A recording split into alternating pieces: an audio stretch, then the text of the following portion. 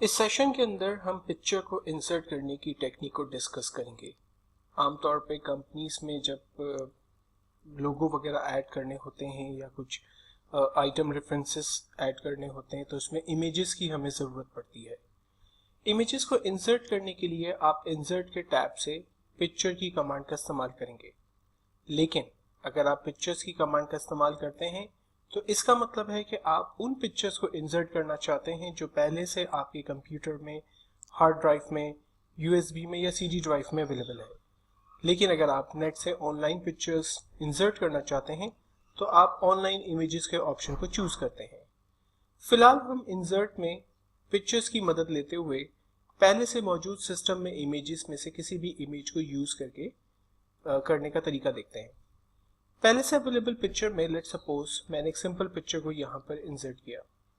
Picture को insert करने के बाद अगर आप उसकी लोकेशन को अपने हिसाब से सेट करना चाहते हैं या उसको रीसाइज करना चाहते हैं तो कॉर्नर पे दिए हुए हैंडल की मदद लेते हुए आप पिक्चर की साइज को अपने हिसाब से कम या ज़्यादा कर सकते हैं।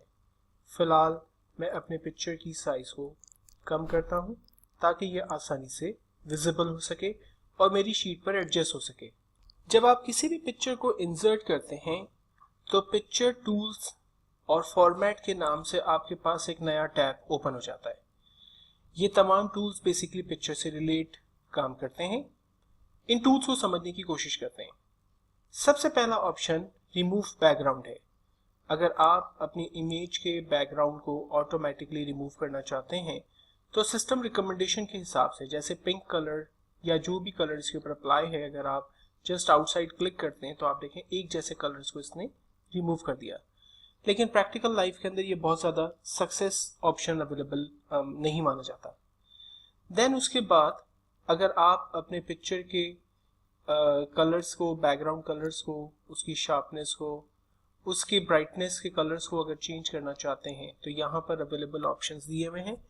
इनमें से जो भी ऑप्शन आप सेलेक्ट करेंगे वो कंट्रास्ट और शार्पनेस आपकी पिक्चर के ऊपर बेसिकली अप्लाई हो जाएगी। देन उसके बाद पिक्चर के बैकग्राउंड कलर्स अगर आप अपनी मर्जी से डिफाइन करना चाहें तो आप यहाँ पर बने हुए कलर टून्स, वी कलर्स और दूसरे ऑप्शंस को यूज करते हुए पिक्चर के बैकग्राउंड कलर को, इनफैक्ट पूरी इमेज के कलर को चेंज कर सकते हैं। आर्टिस्टिक इफेक्ट की मदद से आप पिक्चर के ऊपर कोई आर्टिस्टिक ऑप्शन अप्लाई कर सकते हैं। ये हर तरह की पिक्चर के ऊपर सूट नहीं करते और ना ही हर तरह के आर्टिस्टिक की आपको ज़रूरत भी पड़ती है। लेकिन अगर आप इनमें से किसी भी आर्टिस्टिक ऑप्शन को यूज करना चाहें अपनी पिक्चर्स के ऊपर तो आप उसे आसानी से अप्लाई कर सकते हैं और आपकी पिक्चर एक नए लुक के साथ आपको अपीयर होगी। अगर आप पिक्चर के को कंप्रेस करना चाहते हैं ताकि जब आप पिक्चर को सेव करें, वर्कबुक को सेव करें तो हैवी पिक्चर होने की वजह से आपकी जो वर्कबुक है वो भी हैवी ना हो जाए, तो ऐसा करने के लिए आप पिक्चर की रिकमेंडेशन सेटिंग पर जाकर सिंपली ओके करते हैं तो आपकी पिक्चर बहुत ही हल्के फुल्के पिक्सल्स के अंदर कन्वर्ट हो जाती है जो कि आपकी वर्कबुक को हैवी नहीं करती। चेंज पिक्चर की कमांड की मदद से आप अपनी पिक्चर को चेंज कर सकते हैं और ये चेंज आप चाहें तो ऑनलाइन भी कर सकते हैं और अगेन आप ब्राउज के ऑप्शन को यूज करते हुए अवेलेबल पिक्चर्स में से आप किसी भी पिक्चर को सेलेक्ट कर सकते हैं। आपकी पिक्चर नए लुक में कन्वर्ट हो जाएगी। पिक्चर को रीसेट कर सकते हैं।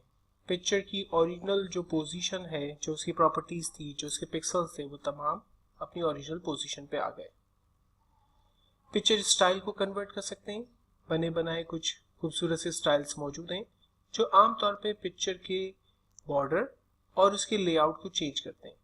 अगर आप इनमें से कोई भी लेआउट या डिज़ाइन अपनी पिक्चर के लिए चूज करना चाहें तो आप उनको जस्ट क्लिक करें, वो पिक्चर स्टाइल आपकी पिक्चर के ऊपर अप्लाई हो जाएगा। पिक्चर के बॉर्डर को अगर आप कलर को चेंज करना चाहें तो बॉर्डर के कलर को चेंज कर सकते हैं।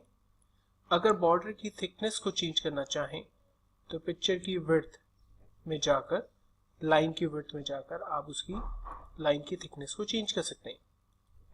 पिक्चर्स इफेक्ट्स में जाकर आप पिक्चर पे बने बनाए पहले से इफेक्ट्स में से किसी भी इफेक्ट को अप्लाई कर सकते हैं। जबकि इन अप्लाई किए हुए इफेक्ट्स को आप बाद में जाकर चेंज भी कर सकते हैं। अगर आप मज़ीद पिक्चर्स इंसर्ट करना चाहते हैं तो आप होम के टैब से जाकर पिक्चर्स में से मज़ीद कोई पिक्चर को सिलेक्ट कर सकते हैं। इस पिक्चर को इंसर्ट करने का बाद अगर लेट सपोज कि मेरी ये फ्लावर पिक्चर मेरी पुरानी वाली पिक्चर के ऊपर आ रही है और मैं चाह रहा हूँ कि ये फ्लावर पिक्चर पीछे चली जाए, तो हम सेंड टू बैक और बिगनिंग टू फ्रंट की कमांड का इस्तेमाल कर सकते हैं। सेंड टू बैक हमारी पिक्चर को बैकग्राउंड पर डाल देगा, जबकि बिगनिंग टू फ्रंट दोबारा से इसे ऊपर ले आएगा। पिक्चर को रोटेट कर सकते हैं किसी भी एंगल के अंदर। अगर हम पिक्चर की फ्लिप करना चाहते हैं, उसको वर्टिकल, हॉरिजॉन्टल या रोटेट करना चाहते हैं, तो वो हम आसानी से कर सकते हैं। अगर मैं पिक्चर को क्रॉप करना चाहता हूँ, क्रॉप का मतलब है कि लेट सपोज मुझे इस पिक्चर में से सिर्फ उसकी इमेज चाहिए, बाकी बैकग्राउंड जितना मैक्सिमम मैं डिलीट कर सकता हूँ वो मैं इरेज कर दूँ, तो ऐसा करने के लिए हम क्रॉप की कमांड का इस्तेमाल करते हैं और पिक्चर की आउटलाइन बिल्कुल कॉर्नर एरिया से जब पिक्चर इस तरह से हैंडल में तब्दील हो जाए तब क्लिक करते हुए हम इसकी साइज को ग्रेजुअली जितना छोटा करना चाहें वो कर सकते हैं। और पिक्चर के ऊपर आप देखें कि जो बैकग्राउंड्स हैं वो रिमूव होते जा रहे हैं, पिक्चर जो है वो कट होती जा रही है और सिंपली हमारे पास अब पिक्चर अवेलेबल हो गई। रेस्ट ऑफ द एरिया हमारा क्लियर हो गया। बिल्कुल इसी तरह से जैसे हमने पिक्चर्स इंसर्ट की, आप ऑनलाइन पिक्चर्स में जाकर भी पिक्चर इंसर्ट कर सकते हैं। आपको जस्ट यहाँ पर कैटेगरी का नाम टाइप करना है कि जिस कैटेगरी की पिक्चर्स को आप इंसर्ट करना चाहते हैं, एंड देन उस कैटेगरी की पिक्चर्स आपके सिस्टम पे आपके पास वेब बेस्ड अपीयर हो जाएंगी